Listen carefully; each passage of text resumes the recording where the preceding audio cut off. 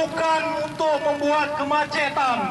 Kita hari ini Ratusan buruh di Banda Aceh berunjuk rasa memperingati Hari Buruh Sedunia. Para buruh melakukan long march dari Masjid Raya Baitur Rahman menuju Bundaran Simpang 5. Dalam aksinya, para buruh mendorong sepeda motor mereka sebagai bentuk solidaritas. Dalam orasinya di Bundaran Simpang 5, para buruh juga menyatakan menolak upah murah dan mereka meminta penghapusan pekerja outsourcing. Mereka meminta pemerintah mengangkat seluruh tenaga outsourcing di BUMN menjadi pekerja tetap.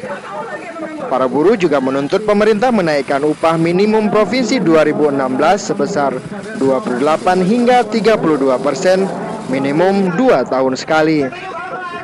Selain diikuti sejumlah organisasi serikat pekerja di Aceh, aksi buruh juga diikuti Wakil Ketua DPRA Aceh Irwan Johan. Dalam orasinya dia berjanji akan memperjuangkan kesejahteraan buruh di Aceh. Hari Buruh juga diperingati dengan melakukan aksi teatrikal yang menyindir Presiden Joko Widodo dengan membagi-bagikan kartu Indonesia Sabar.